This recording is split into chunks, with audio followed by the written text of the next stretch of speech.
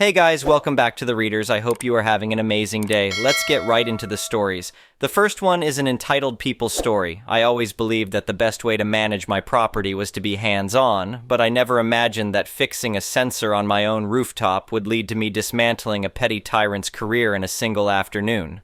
Let me back up and give you some context. I'm the owner of a 52-story office tower in the downtown business district. It's called the Apex Tower, and I designed most of it myself. I'm not your typical suit-wearing executive type. I'm actually an architect and tech developer by trade, and I prefer jeans, hoodies, and sneakers over fancy business attire. Most people who see me around the building assume I'm some kind of maintenance guy or IT tech, which honestly doesn't bother me at all. The building is my baby. I spent 5 years designing it and another 3 overseeing construction. It's got all the latest smart building technology, automated climate systems, and even a retractable glass roof on the executive terrace. I keep a small workshop in the sub-basement where I can monitor all the building systems and make adjustments when needed. That's actually where I spend most of my time, tinkering with the tech and making sure everything runs perfectly. The story I'm about to tell you happened about 6 months ago. We had just signed a new tenant, a consulting firm called Prestige Solutions, to a 2-year lease for floors 34 and 35. They seemed like a decent company during the negotiations, and their CEO seemed professional enough. What I didn't know was that they had recently hired a new director of operations who was about to make my life very interesting. It was a Tuesday afternoon, and I was up on the 50th floor rooftop terrace working on the weather sensors for the retractable roof system. This terrace is one of the crown jewels of the building. It's an exclusive space reserved only for C-suite executives from our tenant companies. Beautiful landscaping, incredible city views, a coffee bar, private seating pods, the works. Access is restricted and requires a special executive-level ID card. I was standing on a stepladder with my tablet, running diagnostics on a sensor that had been giving inconsistent readings all week. The control panel was hidden behind a decorative wall fixture, so I had to reach behind it to access the wiring. To anyone watching, I probably looked like a maintenance worker doing some routine repair work. That's when she showed up. I heard the elevator ding and footsteps on the terrace, but I was focused on the sensor readings on my tablet. The weather system was finally syncing properly when I heard a sharp voice behind me. "Excuse me, what do you think you're doing?" I looked down from the ladder to see a woman in her early 40s, perfectly dressed in a business suit, with her arms crossed and a scowl on her face. She was tapping her foot impatiently and looking at me like I was some kind of pest. "Just running some diagnostics on the weather system," I said politely, stepping down from the ladder. "Everything's working fine now." She scoffed and took a step closer. "This is a restricted area for executives only. Maintenance isn't allowed up here without prior clearance and supervision. Show me your work order." I had to admit, I was a little amused by her assumption. This wasn't the first time someone had mistaken me for a building employee, but usually people were at least polite about it. "It's all right," I said calmly. "I have the necessary permissions to be here." Her face turned red, and I could see her getting angrier by the second. "Permissions? I am the director of operations for Prestige Solutions. I manage the executive access list for our company, and you are most certainly not on it. I don't know how you got up here, but you need to pack your tools and leave immediately." I was starting to get annoyed, but I decided to give her one more chance to back down gracefully. "Ma'am, I'd advise you to reconsider your tone." That was apparently the wrong thing to say. She pulled out her phone and started dialing, speaking loudly enough for anyone within 50 feet to hear. "Yes, I need security on the rooftop terrace immediately. There's a trespasser up here who is refusing to leave a restricted area. He's being belligerent. Yes, a maintenance worker." At this point, I was genuinely curious to see how far she would take this. I leaned against the wall and waited. Within a few minutes, I heard the elevator again, and Dave, my head of security, stepped onto the terrace. Dave and I had worked together for years, ever since the building opened. He's a former police officer and one of the most professional people I've ever met. Dave saw me and his posture immediately relaxed. He walked over with a respectful nod. "Sir, I came as soon as I got the call. Is everything all right? Is this person bothering you?" He gestured toward the woman, who I could see was starting to look confused. That's when she really lost it. "Are you blind?" she shrieked at Dave. "This is the trespasser. I am the one who called you. Now do your job and remove him before I report you to your manager for incompetence." Dave looked at her like she had just suggested the moon was made of cheese. Before he could respond, we heard the elevator again. This time, a man in an expensive suit stepped onto the terrace, looking around with obvious confusion. The woman immediately turned to him. "Mr. Harrison, Thank goodness you're here. Your security staff is completely incompetent. I called them to remove this trespasser, and instead they're treating him like some kind of VIP. The man she called Mr. Harrison looked mortified. I recognized him from our lease negotiations. He was the CEO of Prestige Solutions. He looked back and forth between me, Dave, and his increasingly frantic employee. I decided the situation had gone far enough. "It's okay, Dave," I said with a small smile. "It seems we have a new tenant who isn't familiar with the building's management yet." I turned to Mr. Harrison and extended my hand. "Mr. Harrison, I presume? A pleasure to meet you in person. I'm OP, and I own this tower." The color drained from Mr. Harrison's face. He shook my hand with the expression of a man who had just realized his company's lease agreement was in serious jeopardy. The woman, meanwhile, was staring at me with her mouth open. "That's impossible," she stammered. "I'm going to report you to the owner." I looked at her calmly. "Ma'am, I own this office tower." The silence that followed was deafening. Mr. Harrison looked like he wanted to disappear into the floor. Dave was trying not to smirk. And the woman, who I later learned was named Sandra, was opening and closing her mouth like a fish out of water. Mr. Harrison immediately started apologizing profusely, but I held up a hand to stop him.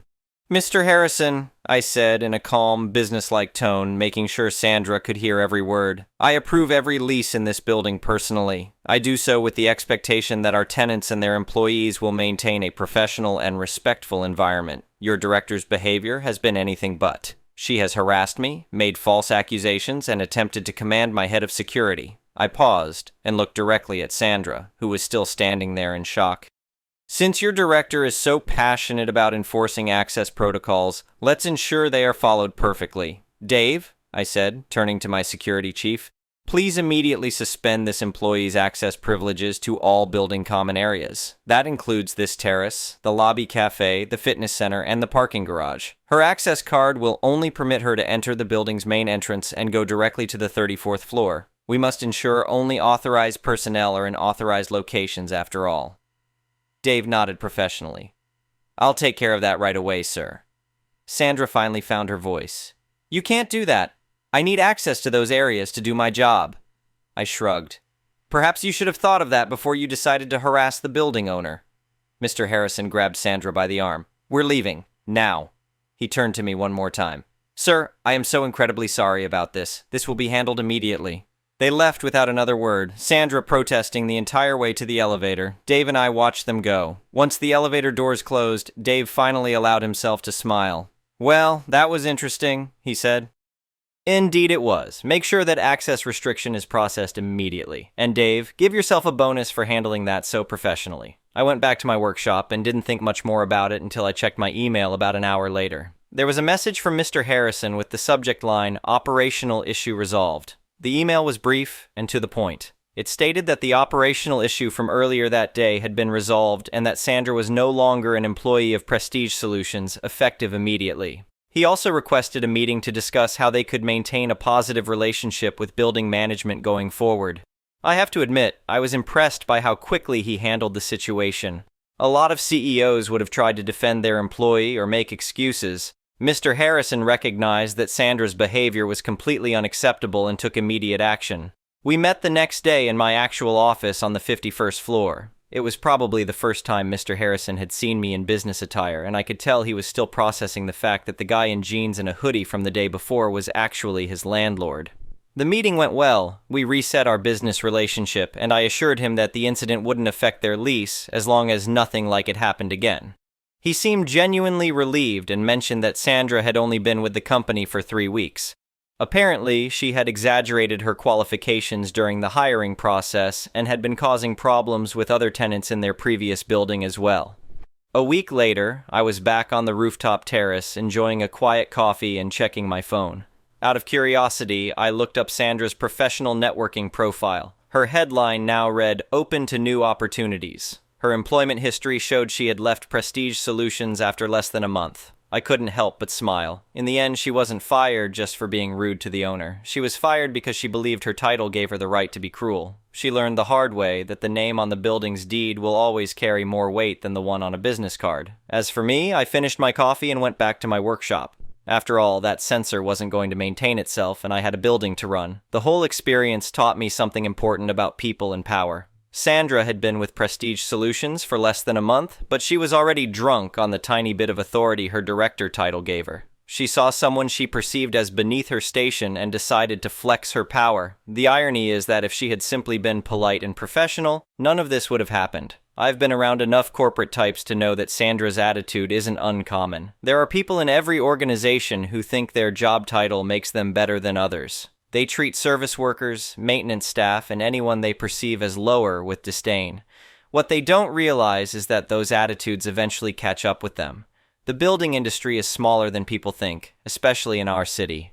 Word gets around about difficult tenants and problem employees. I wouldn't be surprised if Sandra's reputation preceded her at future job interviews. Companies talk to each other and landlords definitely share information about tenants who cause problems. Mr. Harrison turned out to be a decent guy who was genuinely mortified by his employees' behavior. Prestige Solutions has been a model tenant ever since, and we've actually developed a good working relationship. They renewed their lease early and even expanded to include a third floor.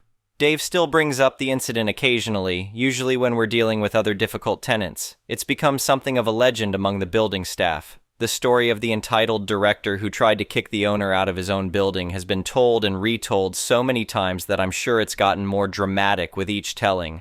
I still prefer to dress casually when I'm working on building systems, and I still occasionally get mistaken for maintenance staff. But most of our long-term tenants know who I am by now, and new tenants are usually briefed by their companies about building management. The rooftop terrace remains one of my favorite places in the building. The view is spectacular, and it's peaceful enough that I can actually think. The weather sensors work perfectly now, and the retractable roof system has become one of the building's most popular features. Looking back on the whole situation, I'm actually grateful it happened. It was a good reminder that respect is earned through actions, not titles. Sandra thought her director position gave her the right to treat people poorly, but she learned that basic human decency matters more than any job title. The building continues to thrive, and we maintain high occupancy rates despite being one of the more expensive properties in the district. I think our success comes from the fact that we create an environment where people want to work. When tenants and their employees feel respected and valued, they tend to take better care of the space and stay longer. As for Sandra, I never saw her again after that day on the terrace. According to Mr. Harrison, she was escorted out of the building that same afternoon and didn't even clean out her office. He had to box up her belongings and have them shipped to her home address. I sometimes wonder if she learned anything from the experience, or if she's still out there somewhere trying to throw her weight around with other people she perceives as beneath her. I hope for her sake that she figured out how to treat people with basic respect, but I'm not holding my breath. The important thing is that our building remains a place where people are treated with dignity and respect, regardless of their job title or how they're dressed. That's the kind of environment I wanted to create when I designed this place, and incidents like this just reinforce how important it is to maintain those standards. And if another entitled employee ever tries to kick me out of my own building again, well, let's just say I'll be ready for them. Update. Hey everyone! A lot of you asked for an update on my post about the entitled director who tried to kick me out of my own building. Well, buckle up because this story has some amazing additional twists that I think you'll all enjoy. First off, thank you to everyone who commented and shared their own stories. It's crazy how many people have dealt with similar situations where someone's tiny bit of power went straight to their head. So here's what happened after my original post. About 2 weeks after Sandra got fired, I was in my workshop when Dave called me. "Boss, you need to see this," he said. "Sandra is back." I thought he was joking at first. "What do you mean she's back?" "She's in the lobby right now, demanding to speak with building management about getting her job back. She says there was a misunderstanding and she wants to file a complaint. I had to see this for myself." I took the elevator up to the lobby, and sure enough, there was Sandra arguing with our front desk security guard. She was dressed in the same type of business suit as before, but she looked frazzled and desperate. She was telling the security guard that she had been wrongfully terminated and needed to speak with the building owner immediately to clear up the confusion. The guard was trying to explain that she needed an appointment, but she wasn't having it. I walked over and tapped the guard on the shoulder. "It's okay, Marcus. I'll handle this." Sandra spun around and her face went through about 5 different emotions when she saw me. Confusion, recognition, anger, and then what I can only describe as forced sweetness. "Oh, you're the maintenance guy from the terrace," she said with a fake smile. "Maybe you can help me. I need to speak with the building owner about a serious misunderstanding that cost me my job." I looked at her for a long moment. "Sandra, I told you 2 weeks ago, I am the building owner." Her smile faltered. No, that's impossible. You're just trying to protect your boss or something. I know what building owners look like, and they don't dress like that. She gestured at my jeans and hoodie. At this point, Marcus, the security guard, was trying not to laugh. Several other people in the lobby had stopped to watch the show. Sandra, I said patiently, I own this building. My name is on the deed. I designed most of the smart systems myself. You were fired because you harassed me and made false accusations to my security staff. She shook her head vigorously. I don't believe you. Show me proof.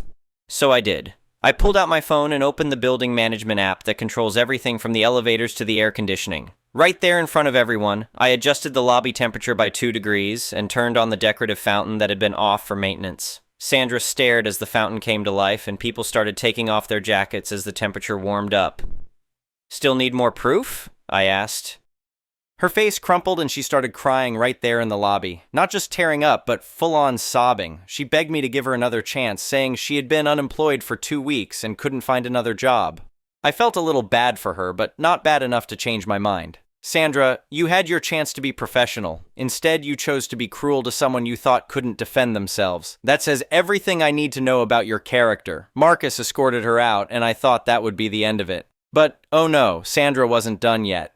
3 days later, I got a call from my lawyer. Sandra had hired an attorney and was threatening to sue me for wrongful termination, discrimination, and emotional distress. Her lawyer was claiming that I had created a hostile work environment and that her firing was illegal. Here's the thing, though. Sandra never worked for me. She worked for Prestige Solutions, who rented space in my building.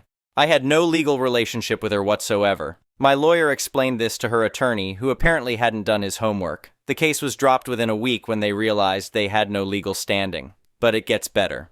Remember how I mentioned that the building industry in our city is pretty small? Well, word about Sandra's behavior and her frivolous lawsuit attempts started spreading around town. Other building owners began sharing stories about difficult tenants and problematic employees. It turns out Sandra had pulled similar stunts at 2 previous jobs. At her last position, she had tried to get a janitor fired for trespassing in the executive break room while he was emptying the trash.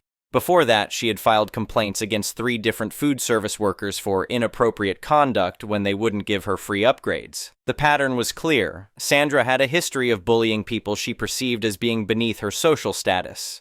About a month after the lobby incident, Mr. Harrison stopped by my office. He looked embarrassed, but said he wanted to update me on some things that had come to light after Sandra's firing. Apparently, during the 3 weeks Sandra worked at Prestige Solutions, she had managed to alienate half the staff. She had tried to establish a rigid hierarchy where people had to make appointments to speak with her, even about routine operational matters. She had also attempted to implement a dress code that would have banned jeans and casual wear for all employees, despite the company's relaxed atmosphere. But here's the kicker. Mr. Harrison discovered that Sandra had been lying on her resume. She claimed to have a master's degree in business administration from a prestigious university, but when they finally checked her credentials, it turned out she had never graduated. She also claimed 5 years of experience as a director of operations, but her actual experience was as an administrative assistant.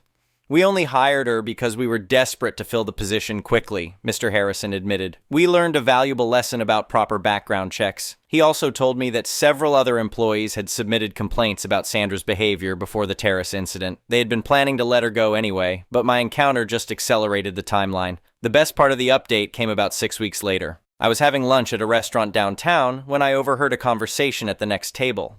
A woman was interviewing for some kind of management position, and I recognized the voice immediately. It was Sandra.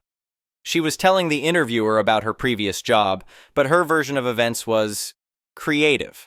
According to her story, she had been an exemplary employee who was unfairly terminated due to personality conflicts with building management. She claimed that she had been trying to improve security protocols when she was retaliated against. The interviewer seemed interested until he asked for references from her previous employer. Sandra hesitated and said she preferred not to involve them because of the negative circumstances of her departure. That's when the interviewer dropped the bomb. He said his company had already spoken with Mr. Harrison as part of their standard background check process. Sandra's face went white as he explained that they had gotten a very different version of events. Miss Sandra, the interviewer said professionally, it appears there are some significant discrepancies in your account of your employment history. We'll be in touch.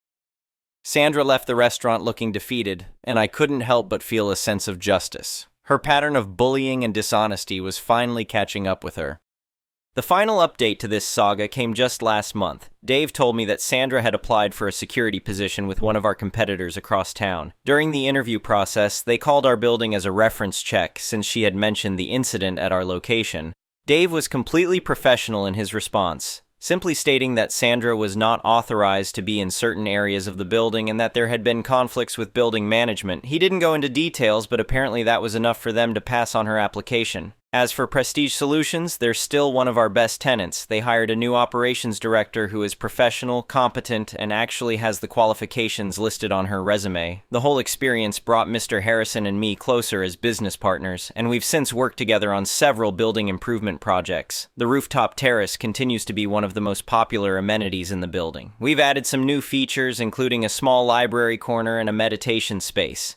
It's become a place where executives from different companies actually collaborate and build relationships. I still dress casually when I'm working on building systems, and I've had a few more encounters with people who assume I'm maintenance staff. But they've all been polite about it, and I've learned to just roll with it. There's something refreshing about being judged by your actions rather than your appearance. The whole Sandra situation taught me some valuable lessons about hiring practices and tenant management. We now require all new tenants to submit basic information about their key employees. Not for approval purposes, but just so we know who's supposed to have access to what areas. We've also implemented a 3-strike policy for employee behavior issues. Any tenant employee who receives multiple complaints about harassment or inappropriate conduct will have their building access restricted, regardless of their job title or company position. Looking back on everything, I'm actually grateful the whole thing happened. It exposed some weaknesses in our systems and gave us the opportunity to improve our policies.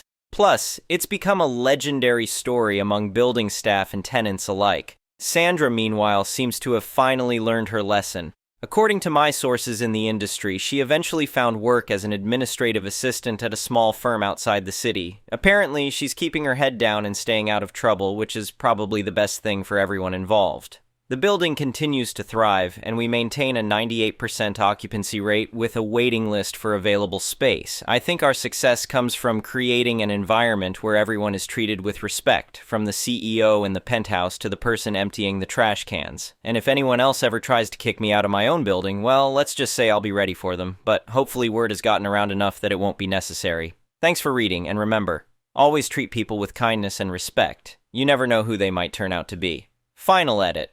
A few people asked what happened to the sensor I was fixing that day. It's working perfectly now, and the retractable roof system has become one of our most reliable features. Sometimes the most important work happens when you're dressed like you don't belong there.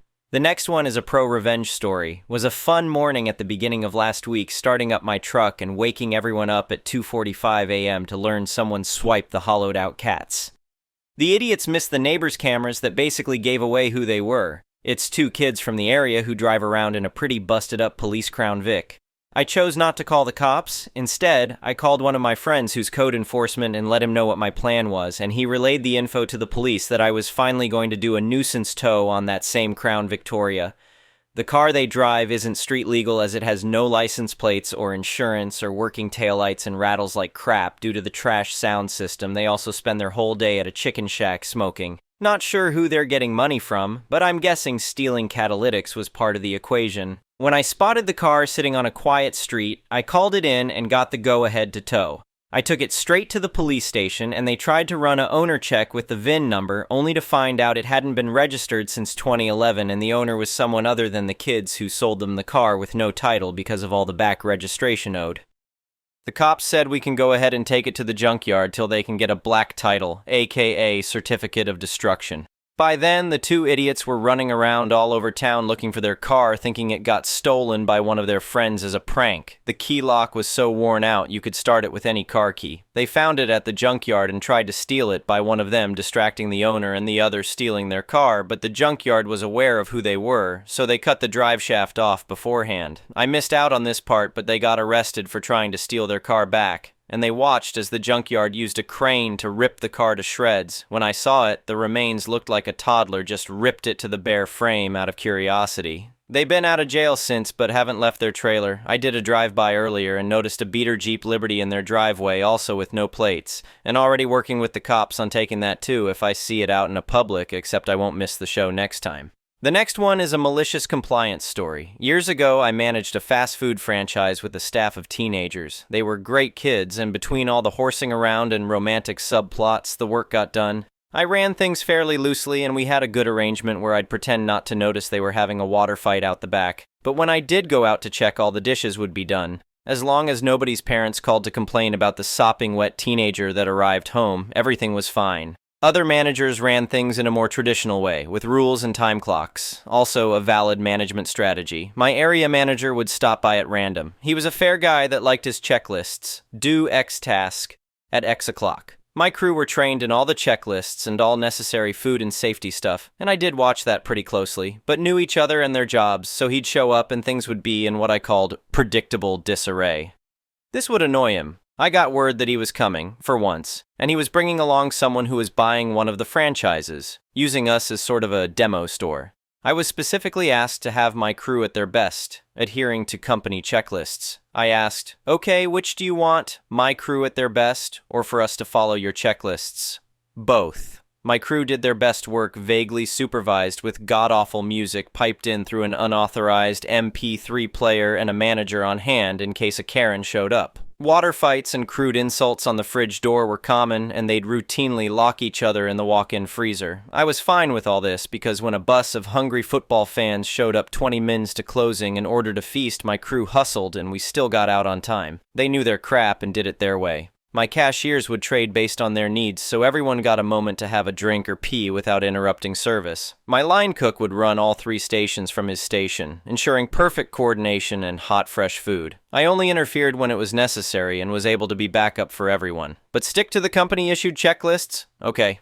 I pulled everyone off the line individually and revised the appropriate checklists with them to make sure everyone knew what they were supposed to be doing. I passed on the order that today's shift was to be run using the checklists, and everyone should do the best they could. It was chaos. Dinner rush hit, and bought a slew of just off-duty paramedics from the nearby hospital. Fresh off shift, tired from a training session, and hungry. But my checklist planning had only allowed for a Tuesday night dinner rush of people on their way home picking up dinner. I had reserves, but without a crew who worked in sync, each taking the spot they were best suited to, I was stuck with bodies in slots doing the best they could.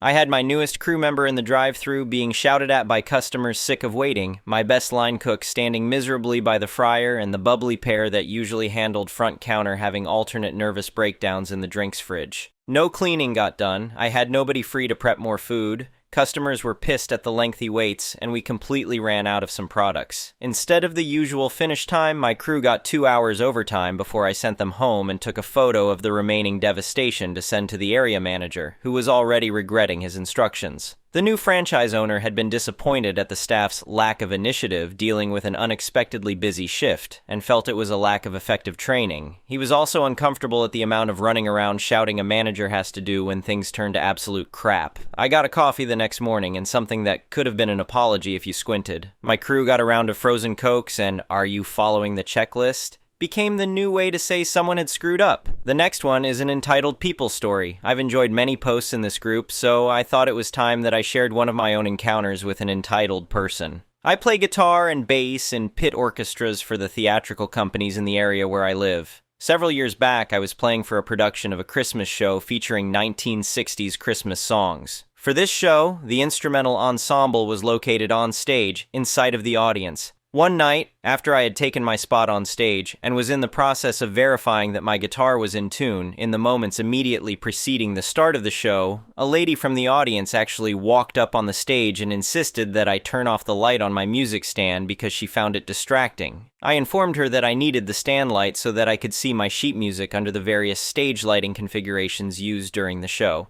She then insisted that I either turn off my light or move to a different part of the stage so that she would not be distracted by my stand light.